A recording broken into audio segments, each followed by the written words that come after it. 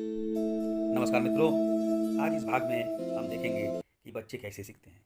इसको हम लोग समझने का कोशिश करेंगे। कम उम्र से ही भाषा एवं साक्षरता पर कार्य करने की जरूरत क्यों है, मूलभूत साक्षरता को समझेंगे, शिक्षण में मातृभाषा शिक्षण के महत्व को जानेंगे। लेकिन इससे पहले शिक्षकों के कक्षागत दायित्व क्या है, इसके बारे में हम लोग थोड़ा सोचेंगे, जानेंगे। जब आप कक्षा में जा रहे हैं, ठहरिए और विचार कीजिए।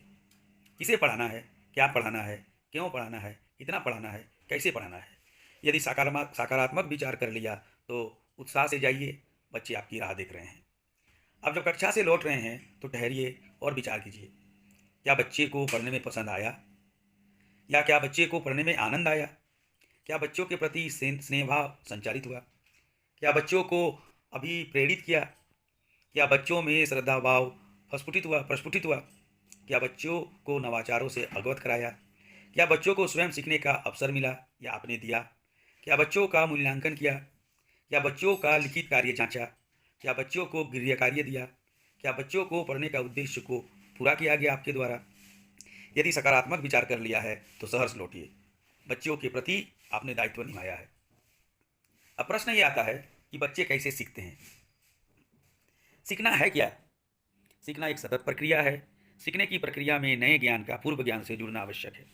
सीखने के 5 चरण है: अनुभव, विश्लेषण, अनुप्रयोग, निष्कर्ष एवं नया अनुभव। बच्चे कैसे सीखते हैं? सीखे गए कौशलों के दोहराव एवं अभ्यास के द्वारा। जो बच्चे सीखते हैं उसको बार बार दोहराते हैं और दोहराने के क्रम में वो और अधिक सीखने लगते हैं। सीखने की प्रक्रिया में एकाग्रता और प्रेरणा के द्वारा। जब वे सीखते हैं तो यदि वो एकाग्र हैं और वो प्रेरित हो रहे हैं उस प्रक्रिया से, तो सीखने में ज़्यादा रुचि दिखाते हैं और जल्दी सीख जाते हैं। ऐसी रुचियों के द्वारा जो बच्चों में आत्मनियमन, कार्य पर दृढ़ता तथा अच्छा कार्य व्यवहार के कौशल को विकसित करे। अर्थपूर्ण संदर्भ में आकर्षण और रुचिकर शिक्षण अधिगम सामग्री के प्रयोग के द्वारा। इसके फोल्डिंग चरणबद्ध प्रक्रिया के द्वारा। देखिए, बच्चे नया नया चीज़ देखते हैं और उन्हें हमेशा नया नया चीज़ों को, नया नया बातों को सुनने में, देखने में अच्छा लगता है। इसलिए जो टीएलएम है वो हमेशा हम लोग उसको चेंज करना चाहिए और बच्चों को यदि हम लोग टीएलएम का प्रयोग करके सिखाएंगे तो जल्दी सीखेंगे। चरणबद्ध प्रक्रिया क्या है? एक पाठ के बाद दूसरा पाठ। यदि मान लीजिए हम पहला पाठ छोड़ दिए और तीसरा पाठ में चल गए तो बच्चों को जो सीखने का चरणबद्ध प्रक्रिया है वो रुक जाएगा और सीखना कम कर देंगे। कम उम्र से ही भाषा एवं साक्षरता पर कार्य करने की जरूरत क्यों? भाषा का विकास देखने और सुनने की क्षमता के साथ ही शुरू हो जाता है। भाषा तभी विकास होगा जब वो देखेंगे और सुनेंगे। भाषा सीखने की प्रक्रिया गर्भावस्था से लेकर 2 साल तक बेहद तीव्र गति व सक्रिय रूप से होती है। महाभारत का एक संदर्भ के बारे में व्याख्या करेंगे यहाँ। चक्रव्यूह रचना के बारे में उसमें अंदर कैसे जाना है, ये अभिमन्यु अपनी माँ की गर्भ में ही सीख लिया था। लेकिन जब अर्जुन उनकी माता जी को ये कहानी सुना रही थी या ये बात बता रही थी तो उसकी माँ सो गई। तो अंदर जाने का प्रक्रिया वो गर्भावस्था में जान लिए, लेकिन बाहर आने का प्रक्रिया वो नहीं जान पाए। तो बच्चे जन्म से पहले ही बहुत कुछ सीख जाते हैं। जन्म के समय एक बच्चे का मस्तिष्क एक वयस्क व्यक्ति के मस्तिष्क का मात्र 1/4 होता है, 25%। बच्चे का जो मस्तिष्क है 5 वर्ष की उम्र तक 92% वयस्क आकार तक पहुंच जाता है, 5 वर्ष में केवल। और बाद बाकी उम्र में हम लोग सिर्फ 8% ही सीखते हैं। अमूलभूत साक्षरता क्या है? क्या आप इसे समझ सकते हैं? नहीं समझ सकते हैं भाई। ये कुछ आड़ी तिरछी लाइन है या कोई चाइनीज़ या जापानीज़ अल्फ़ाबेट है। ये तो अंग्रेजी में लिखा हुआ है, अंग्रेजी अक्षरों का प्रयोग किया गया है। क्या हम लोग इसको समझ पाते हैं, पा रहे हैं? नहीं, समझ में तो नहीं आ रहा है। चित्र में हमें क्या दिख रहा है? आप इसे अपनी स्थानीय भाषा में क्या कहते हैं? ये आम दिख रहा है, आप इसको अपनी स्थानीय भाषा में अलग अलग नामों से पुकारते हैं।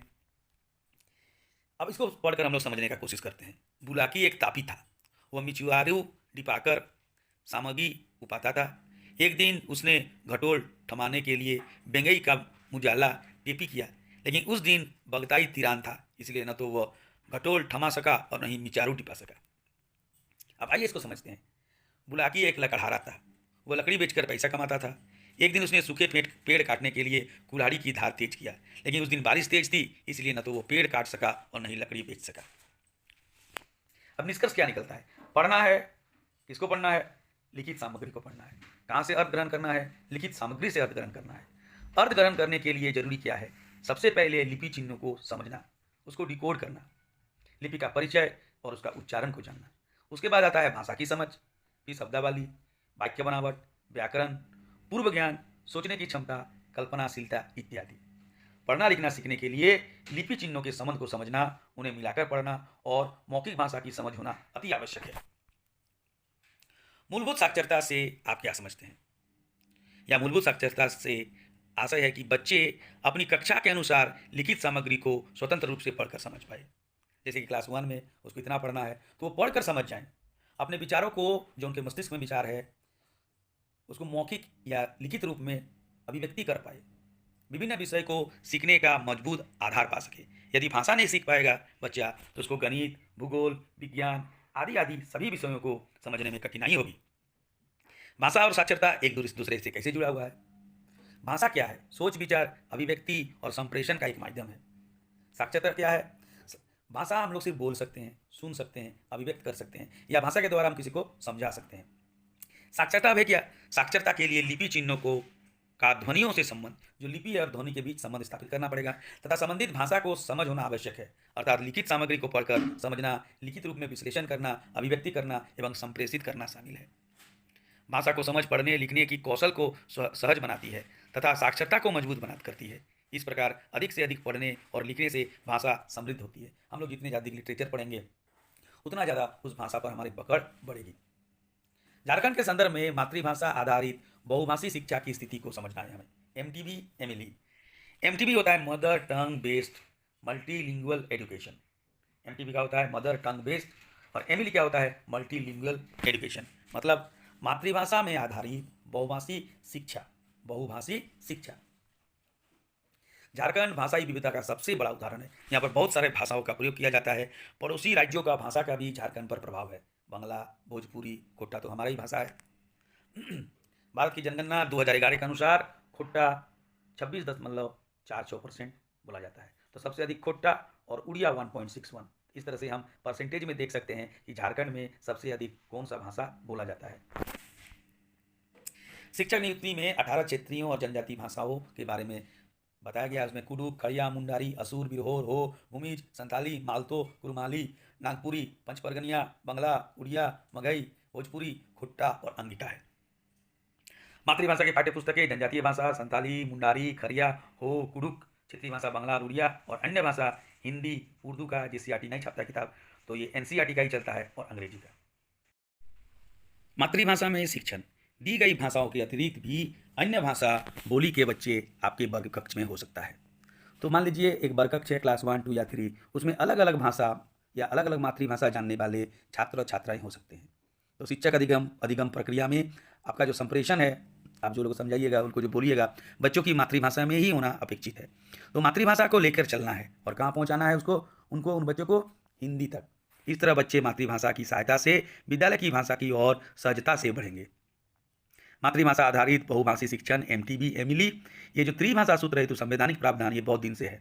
1964 और 66 के बीच कोठारी आयोग ने इसकी अनुशंसा की थी। नेशनल एजुकेशन पॉलिसी 1968 में त्रिभाषा सूत्र को लागू किया गया।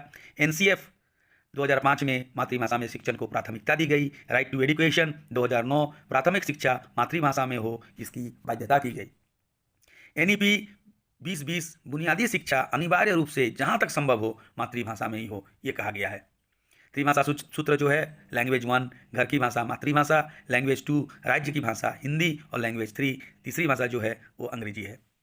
इस वीडियो को देखने के लिए आप सभी को धन्यवाद। कृपया मेरे चैनल को लाइक, शेयर एवं सब्सक्राइब कीजिए और मेरा अगला वीडियो तक इंतजार कीजिए। एक बार सभी को फिर से धन्यवाद। नमस्कार।